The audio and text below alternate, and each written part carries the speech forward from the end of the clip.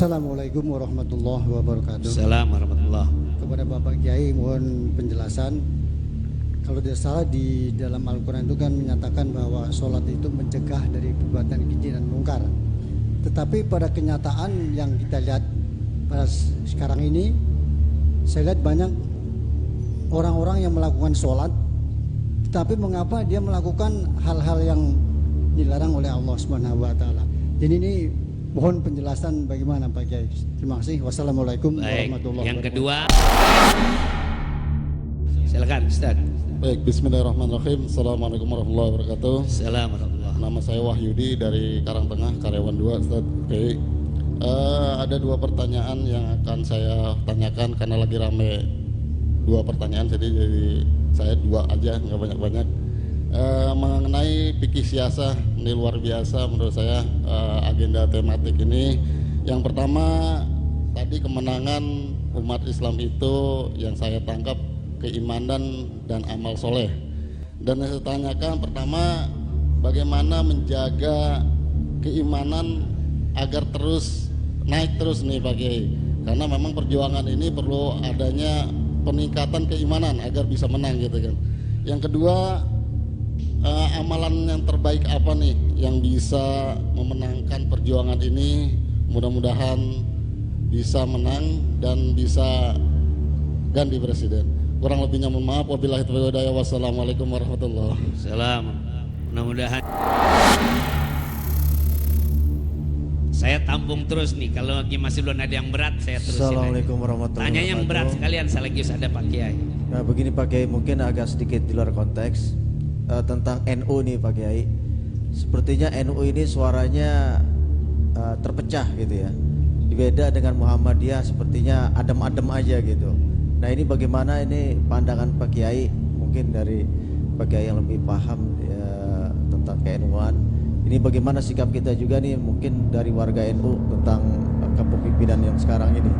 Demikian. Wassalamualaikum warahmatullahi wabarakatuh. Salam. Ada kegalauan warga NU.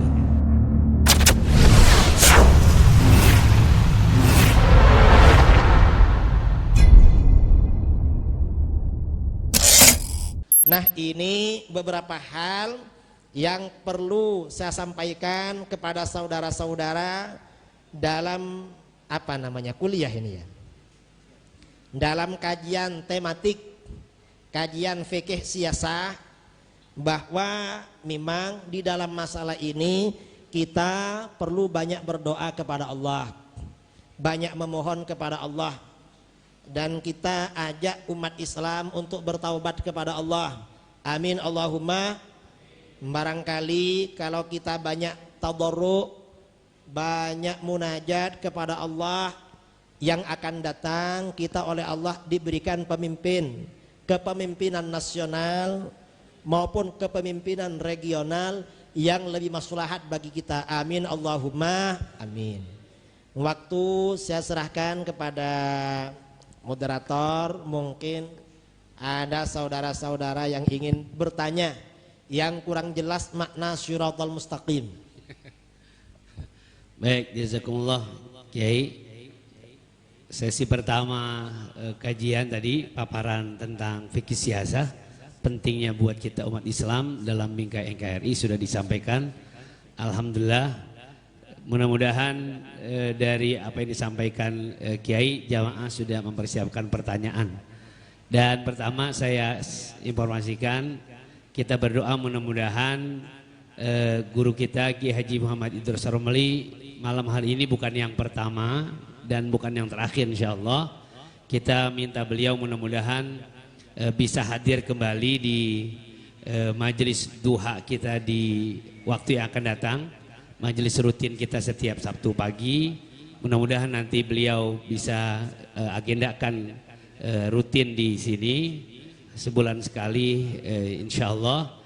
Kemudian yang kedua berkaitan tentang tadarruk, doa, dan kita mohon kepada Allah, para jamaah sekalian dan seluruh masyarakat, tanggal 16 April malam dari ba'da maghrib insyaallah di masjid kita sini Al-Madinah, dan bahkan kita mendorong seluruh masjid dan pesantren dan musola untuk melakukan doa. agar pemilu, pilpres dan pileg ini Allah berikan kemaslahatan buat bangsa kita, dan Allah berikan pemimpin negara dan DPRD dan DPR RI, DPD, mudah-mudahan semuanya yang amanah, yang membawa kemaslahatan buat agama. Kemudian 17 April subuh pagi di masjid kita, dan kita mendorong seluruh masjid dan musola melakukan sholat subuh akbar, sholat subuh berjamaah akbar seluruhnya. Kalau perlu setiap masjid musola menyediakan bersama masyarakat dan jamaah sarapan pagi agar habis sholat subuh kita doa lagi, kemudian kita sarapan bareng di setiap masjid musola, kemudian menggunakan semua hak suara secara konstitusional kita untuk memilih pemimpin, khususnya presiden, wakil presiden, kemudian DPRD tingkat 1 provinsi, DPR RI dan DPD, yang semuanya mereka kita berharap mereka membawa kemaslahatan buat bangsa dan negara, yang timbangannya adalah tadi agama. Mudah-mudahan jangan mereka-mereka yang menistakan agama, jangan mereka yang mengkriminalisasikan ulama, jangan mereka yang merendahkan Al-Quran, dan bagi kita semuanya memilih bagi mereka yang punya rasa sayang kepada umat Islam khususnya, insya Allah. Baik, sesi kedua ini kami persilakan para jamaah untuk menyampaikan. Kalau ada yang tertulis bawa kemari atau dipungut, ambil. Kalau ada yang menyampaikan langsung kami persilakan. Ada itunya.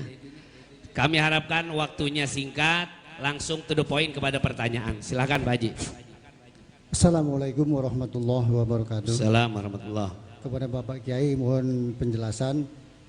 Kalau tidak salah di dalam Al-Quran itu kan menyatakan bahwa sholat itu mencegah dari perbuatan keji dan mungkar. Tetapi pada kenyataan yang kita lihat pada sekarang ini, saya lihat banyak orang-orang yang melakukan sholat, tapi mengapa dia melakukan hal-hal yang dilarang oleh Allah Subhanahu Wa Taala.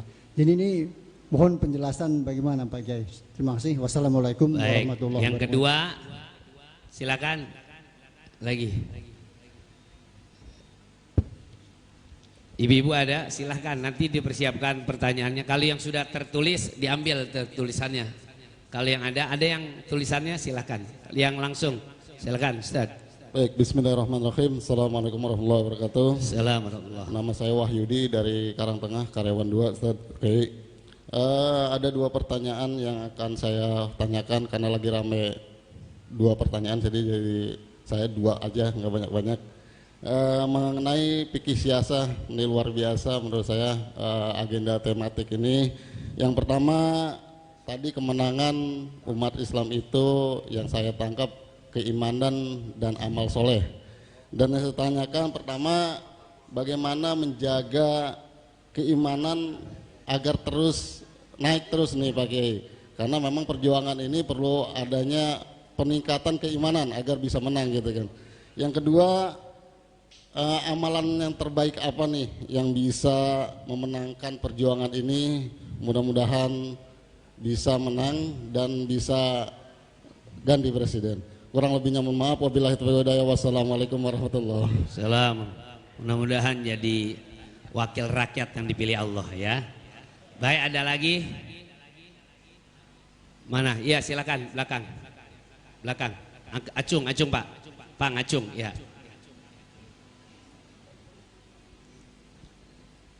Saya tampung terus nih, kalau lagi masih belum ada yang berat saya terusin. Assalamualaikum warahmatullahi wabarakatuh. Tanya yang berat sekalian sekaligus ada Pak Kiai. Nah begini Pak Kiai, mungkin agak sedikit di luar konteks tentang NU nih Pak Kiai. Sepertinya NU ini suaranya terpecah gitu ya. Beda dengan Muhammadiyah, sepertinya adem-adem aja gitu. Nah ini bagaimana ini pandangan Pak Kiai, mungkin dari Pak Kiai yang lebih paham tentang ke-NU-an. Ini bagaimana sikap kita juga nih mungkin dari warga NU tentang kepemimpinan yang sekarang ini. Demikian, wassalamualaikum warahmatullahi wabarakatuh. Salam. Ada kegalauan warga NU. Ada lagi? Yang lain? Belum ada yang berat-berat amat nih. Yang berat sekalian nggak apa-apa. Cukup ya. Termin pertama nanti kita persilakan kalau Pak Kiai memperkenankan kita akan buka termin kedua. Untuk yang pertama ini tentang kenapa sholat mencegah keji dan munkar, tapi tetap banyak yang keji dan munkar. Menjaga keimanan dan amal soleh bagaimana caranya, dan kemudian amalannya apa supaya dapat kemenangan. Kemudian kegalauan warga Nahdien terhadap situasi politik NU sekarang ini. Pada Pak Kiai Kabir, silakan. Makasih ya. Pertanyaan pertama, orang tuh sudah sholat, dan sholat itu kan mencegah dari perbuatan yang keji dan mungkar. Sholat jalan tapi mungkar kok jalan terus. Sholat terus, maksiat jalan, STMJ. Itu mengapa? Berarti yang bermasalah sholatnya. Sholat itu akan mencegah dari perbuatan keji dan mungkar. Itu sholat yang bagaimana? Di dalam Al-Quran diterangkan, qad aflahal mu'minun alladzina hum fi sholatihim khashi'un. Benar-benar beruntung orang-orang yang beriman. Al-mu'minun, orang-orang yang benar-benar beriman. Siapa mereka? Orang-orang yang khusyuk di dalam sholatnya. Mungkin sholatnya tidak khusyuk, karena sholat itu tinjauannya bukan hanya sholat. Sebelum sholat ada syarat-syarat sholat ya. Apa syarat sholat? Seperti misalnya syarat sahnya sholat berwudu. Wudunya sudah betul apa belum? Setelah wudunya betul, lalu cara sholat dia betul apa belum? Setelah betul, khusyuk apa enggak di dalam sholatnya, itu juga berpengaruh. Dulu kira-kira tahun sekitar 20 tahun yang lalu, ada salah seorang kepala PLN di Jawa Timur datang pada salah seorang kiai kami di Jember. Kepala PLN ini curhat, ada apa? Gimana Pak Kiai? Keuangan PLN ini banyak bocor. Nah, bocor di mana? Ya anak buah kami yang bocorkan. Banyak diambil oleh anak buah. Oh gini aja, setiap bulan kumpulkan karyawan-karyawan kamu. Saya mau ketemu mereka. Pertemuan pertama, Kiai mengajarkan cara wudhu yang baik, yang betul. Pertemuan berikutnya, cara gerak-gerik sholat yang baik. Lalu cara bacaan sholat yang baik. Setelah cara bacaan yang sholat, cara menghayati apa yang ada di dalam sholat dengan baik. Setelah ini dijalankan, ternyata pengaruhnya Masya Allah luar biasa. Kebocoran bisa ditekan sampai 90%. Itu sholat. Kalau sholatnya ya cuma ingin kelihatan orang atau ingin apa, gak sungguhan, ya repot begitu. Jadi sholat ini ya memang benar-benar sholat, itu sholat. Dan semuanya memang kembali pada sholat. Karena di dalam sholat itu semuanya kan ada di dalam sholat. Doa untuk apa saja di dalam sholat itu lengkap, yang penting kita mengerti. Makanya sholat itu kunci kesalehan seseorang. Dan orang yang punya anak, ketika anak berusia 7 tahun, orang tua itu wajib menjaga sholat anaknya. Jadi di dalam hadis, muru auladakum bis sholah li sab'in. Kamu perintahkan anak-anak kamu sholat kalau sudah berusia 7 tahun. Wadribuhum 'alaiha li 'ashrin. Dan pukul anak-anak kamu kalau tidak sholat kalau sudah berusia 10 tahun. Mengapa sejak 7 tahun anak kita perlu dilatih sholat? Agar sholat ini dilakukan secara istiqamah, secara kontinu, terus menerus. Mengapa? Dengan sholat ini akan menjadikan seseorang itu disiplin. Dengan sholat akan menjadikan seseorang itu menjadi orang yang soleh. Itu pentingnya sholat. Saudara-saudara kita kadang rajin sholat, cuma kadang banyak yang cara wudhunya gak betul. Saya ini karena memang jarum super. Jarum itu artinya jarang di rumah, super itu suka pergi kemana-mana ya. Karena sering kemana-mana, sering ketemu di tempat wudhu di masjid. Kadang ada orang kelihatannya rajin berjamaah, ketika berwudu sikunya gak basah, jadi pada waktu basuh tangan gak sampai siku, ini gak sah.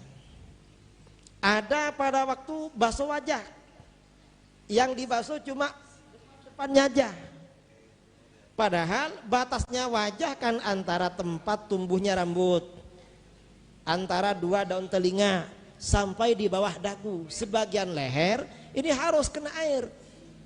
Kadang cuma depannya aja, di sini nggak kena air. Itu yang laki-laki. Yang ibu-ibu beda lagi cara wudunya. Kadang cuma gini-gini nggak sampai ke sini. Kadang saya ini pernah tahun lalu mau undangan ceramah di Tasik, di Ciamis. Ciamis itu kan berbatasan dengan Tasik. Naik kereta api dari Surabaya. Saya sholat, habis sholat saya duduk-duduk di musola. Kebetulan tempat saya duduk di musola itu, di situ tempat keluarnya orang perempuan berwudu. Banyak ibu-ibu yang berwudu. Ibu-ibu itu kalau bepergian kan cantik-cantik, karena wajahnya dipoles-poles. Dia habis berwudu polesannya masih lengkap, gak bersih. Ini kan wudunya gak sah. Mestinya sebelum berwudu itu dibuang dulu agar air wudu sampai pada kulit. Ini kalau gak sampai akhirnya gak sah. Ini bersucinya, belum lagi sholatnya entah gimana caranya. Karenanya penting ya, di masjid-masjid ada kajian fikih, fikih bersuci, fikih bersolat. Jangan datang ke masjid kalau acaranya fikih sah saja. Nanti kalau ada kajian tematik fikih berwudu, nanti kajian tematik fikih sholat, datang. Mengapa? Insya Allah kalau wudu kita baik, kalau sholat kita baik, nanti pemimpin kita sholatnya juga baik. Kalau sholatnya baik, insya Allah roda kepemimpinan akan dijalankan sebaik-baiknya. Harapannya seperti itu. Makanya di dalam ini masalah sholat ya perlu kita banyak perdalamilah. Kalau kita ini, saya ini sudah sholat, tapi maksiat kok masih suka misalnya, jadi di introspeksi gimana sholatnya selama ini. Kira-kira sejak Allahu Akbar sampai Assalamualaikum lebih banyak ingat pada Allah apa ingat pada di luar, kira-kira itu kan ukuran ibadah kita kan. Kita ini kan kata Imam Ghazali, Allahu Akbar, Allah Maha Besar. Kadang ada yang lebih besar di hatinya dari Allah. Apa yang dia ingat. Dan memang orang itu kalau mau khusyuk di dalam sholat, sejak sebelum masuk waktu hatinya sudah khusyuk duluan, ingat pada Allah, sudah siap-siap, jangan mikir macam-macam. Kalau sebelum sholat itu pikirannya kemana-mana, kebawa dalam sholat. Contoh, sebelum sholat bingung cari kunci, kira-kira setelah sholat bisa ingat tempatnya apa enggak?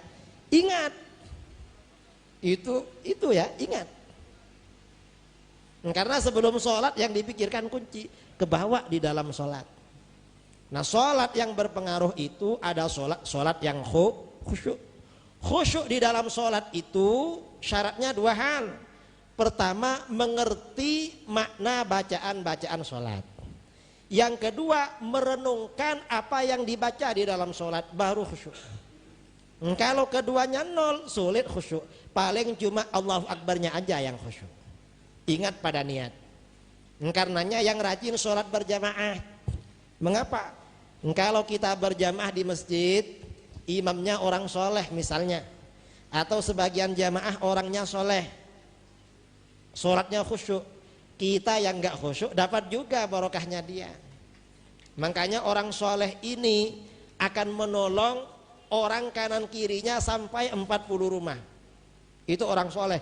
Kita harus senang kalau punya tetangga orang soleh ini kalau meninggal dikuburkan, karena orang soleh diampuni oleh Allah, yang di kuburan dapat ampunan semua. Itu orang soleh. Di dalam juga begitu. Makanya kita ini perlu bersama orang-orang soleh. Siapapun yang kita pilih harus orang-orang soleh. Itu pertanyaan yang pertama. Yang kedua tentang menjaga dan amalan untuk keimanan dan amal soleh meraih kemenangan, Kiai. Menjaga iman dan amal soleh itu caranya bagaimana? Kalau menjaga iman ya, maksudnya menjaga iman ya, kita ini harus menjauhi hal-hal yang berpengaruh negatif terhadap keimanan. Maksud menjaga iman itu menjaga hati. Menjaga hati itu yang dijaga pertama kali apa? Pertama kali yang dijaga adalah anggota badan, terutama mata dan mulut. Karena kalau mata tidak khusyuk, hati tidak khusyuk. Mulut tidak khusyuk, kemana-mana hati tidak khusyuk. Itu cara menjaga iman, itu cara menjaga hati. Insya Allah kalau mulut dan mata dijaga, insya Allah hati kita dijaga oleh Allah. Itu cara menjaga. Kemudian amalan apa yang kita lakukan agar mendapatkan kawan, sahabat, teman, pemimpin yang soleh? Ya banyak berdoalah kepada Allah, banyak zikir bersama, kemudian ada istighatsah bersama, kemudian apa namanya, baca sholawat, terutama baca istighfar dan lain-lain, banyak dibaca.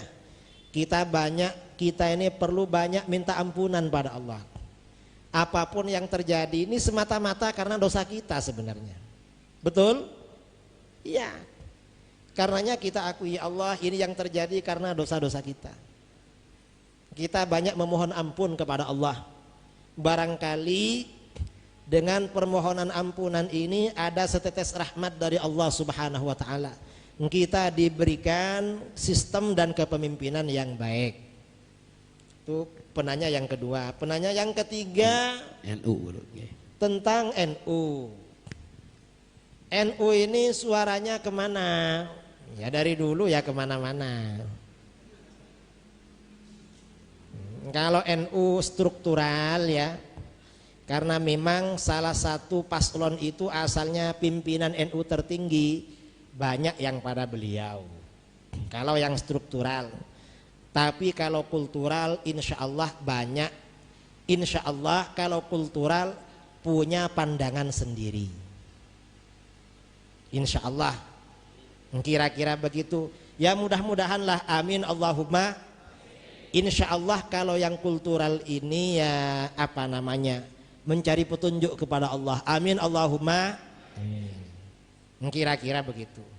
Dan kepemimpinan di NU itu juga gambaran dari jamaah NU sebenarnya. Karena yang memilih bawahannya juga bawahannya gambaran semua. Jadi kita ini memang banyak istighfar, banyak bertaubat kepada Allah. Agar pemimpin NU, pemimpin Muhammadiyah, pemimpin apapun, hatinya oleh Allah diberikan hidayah. Amin Allahumma amin. Ada pertanyaan titipan Kiai. Pertama, bagaimana sholat yang kalau nggak sujud ke batu Karbala atau tanah Karbala katanya nggak sah? Justru yang sholatnya sujud ke batu Karbala itu sholat ngawur, itu gak diterima oleh Allah. Karena itu sholat gak benar. Itu sholatnya orang Syiah. Sholatnya orang Syiah gak diterima oleh Allah itu. Karena sholatnya gak benar. Yang benar ya sujud seperti kita ini, tidak ada batu Karbala, tidak ada itu. Itu ajaran baru. Kalau memang sholat perlu sujud batu Karbala, karena itu tempat gugurnya Imam Husain. Lalu Imam Ali, Imam Hasan ke batu mana sujudnya? Apa berarti sujudnya Imam Ali, Imam Hasan nggak sah juga? Karena belum ada batu Karbala. Sayyidina Husain masih hidup waktu itu. Itu ajaran ngawur, jangan diikuti. Ajaran Syiah itu ajaran ngawur. Nah, kalau ada paslon dari Syiah jangan dipilih. Jangan dipilih. Kita ini pilih yang ahlus sunnah. Atau ada paslon yang mendukung Syiah, jangan dipilih. Karena Syiah itu bukan ahlus sunnah. Kira-kira kalau yang didukung Syiah gimana? Milih apa enggak? Hah? Enggak ya? Iyalah Syiah itu doakan dapat hidayah, tapi jangan dibarengi